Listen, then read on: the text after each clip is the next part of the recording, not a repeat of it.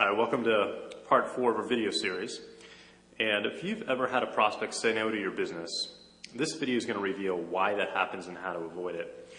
Now, the first thing that we need to understand is that every single action decision every single person on this planet makes is based on one single thing: the desire to avoid pain or acquire pleasure. That's it. From the length of your hair to the fact that you open this email and are watching this video right now, to the job that you chose, were all decisions made because they either gave you pleasure or helped you avoid pain.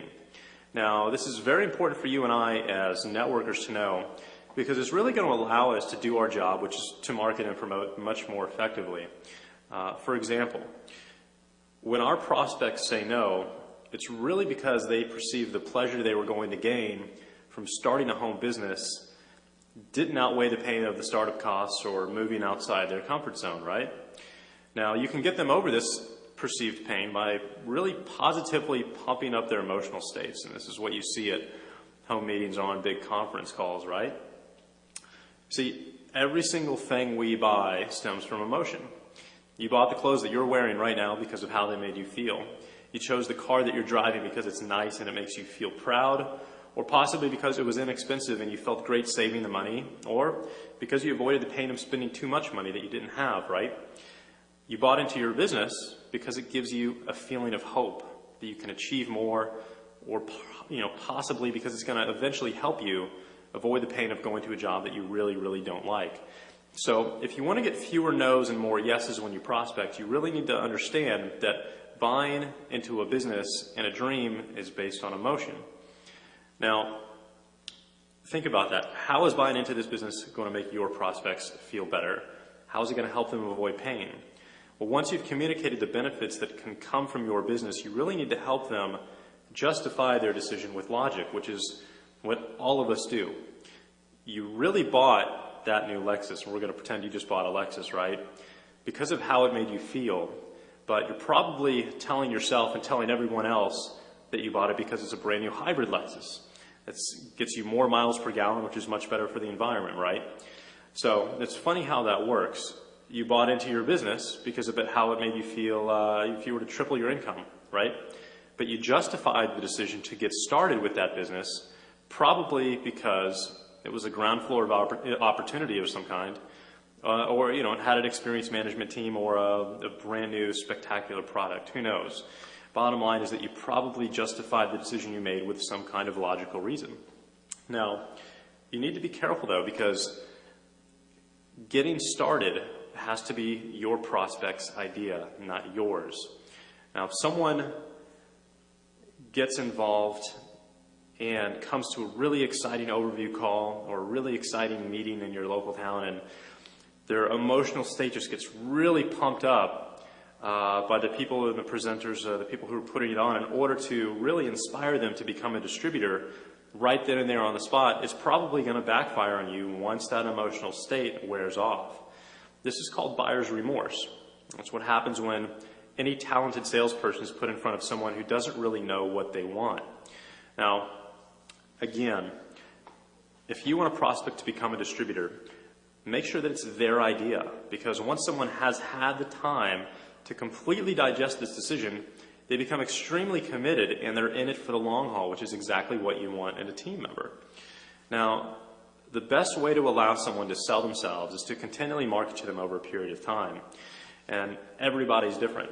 Some people will sell themselves within a day or two, others will take weeks or months. The point that I'm trying to make, though, is that it has to be on their timetable and not yours. So get rid of all of those high-pressure sales tactics and incentives that you may or may not be using in your presentations, and you're going to start sponsoring higher quality people when you do that.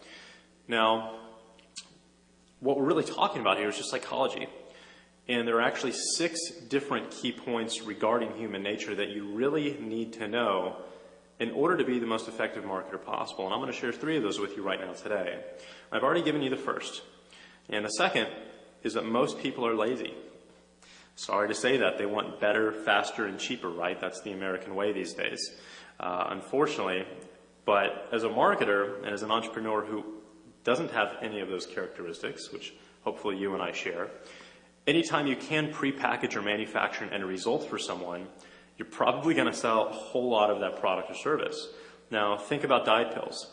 You can eat anything you want and still lose weight just by taking our pills, right? That's the pitch we see on TV 20 times a day.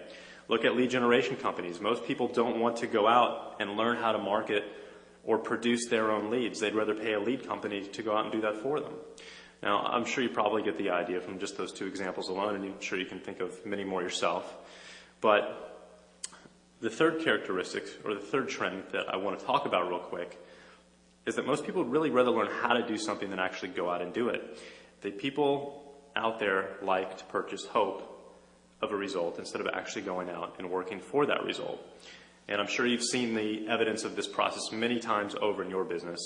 How many times have you sponsored a distributor who went out and got started but never really did anything? They just fell off the face of the earth, right? You never heard from them again. Most of your reps, I'm going to assume, fall in that category, 70, 80% probably. And really what happened is they fell into the emotional trap we mentioned before, and they experienced buyer's remorse. They didn't make a solid, committed decision. They gave in to their emotions, and when those emotions wore off, their desire to become entrepreneurs faded away. Well, the simple fact of the matter is that this is going to happen to 80% of your prospects and distributors. This is the 80-20 rule. You can't avoid it. Most people are lazy. They're going to purchase hope. They are under the impression that success comes from something outside of themselves.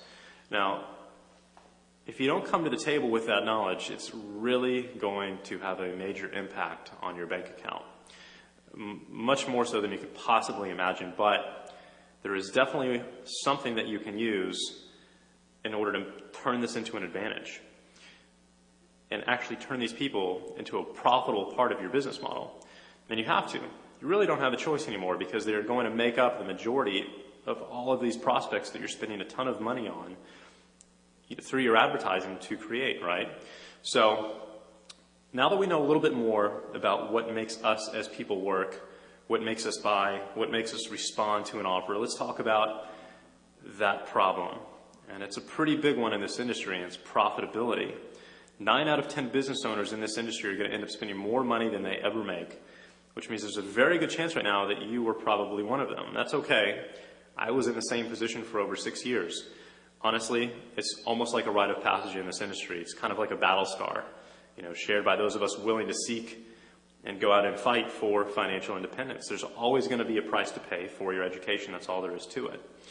But what you're going to be glad to know is that there's a very specific reason why most networkers are not making a profit, and an equally simple solution. And I'm going to share that with you. And in fact, a friend of mine recently took a method I teach in magnetic sponsoring and used it to make an extra $145,000 per month residual income in less than 60 days. And I'm going to tell you how he did that right now.